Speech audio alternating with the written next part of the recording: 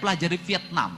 Vietnam mengalami kemajuan yang sangat luar biasa. Hari ini sungai-sungainya jernih, danau-danaunya bersih, masyarakatnya disiplin, pemerintahnya menggunakan tangan besi untuk mengatur rakyatnya. Tiongkok mengatur anak-anak muda yang pemabuk, mengatur anak-anak muda yang malas, mengatur anak-anak muda yang setiap hari marah pada orang tuanya menjadi benalu di keluarnya. Dikerahkan tentara untuk mengambil mereka dari rumahnya, dimasukin barak militer selama 6 bulan. Pulangnya mereka menjadi manusia yang tersadar dan kembali pada orang tuanya, kembali pada negara dan budaya Tiongkok.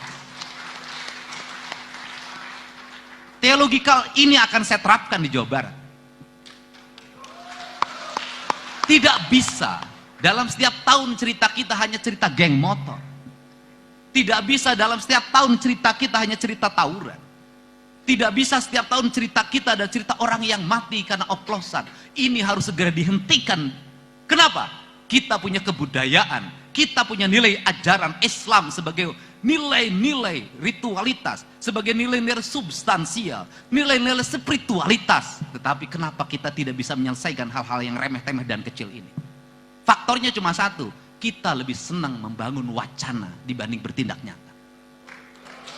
Untuk itu kalau bersedia, pemerintah Kabupaten Cirebon bisa bekerja sama dengan jajaran TNI dan Polri.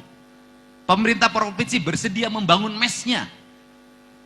Orang tuanya diberikan kesadaran kalau anaknya nakal, maka dia telepon tentara, telepon polisi, diangkut, dimasukin mes, dilakukan pembinaan. Diarahkan dalam waktu 6 bulan ke depan. Kalau masih parah setahun, untuk apa? Dikembalikan dia pada orang yang mencintai orang tuanya, orang yang mencintai lingkungannya, orang yang mencintai sesamanya, dan orang yang mencintai Tuhannya secara utuh. Kerangka inilah. Kenapa? Saya tidak mau orang Jawa Barat ke depan menjadi generasi ciu. Saya tidak mau orang Jawa Barat ke depan menjadi generasi geng motor. Saya tidak mau orang Jawa Barat menjadi monster di lingkungan rumahnya, menjadi monster di jalanannya. Pada akhirnya mereka mati muda.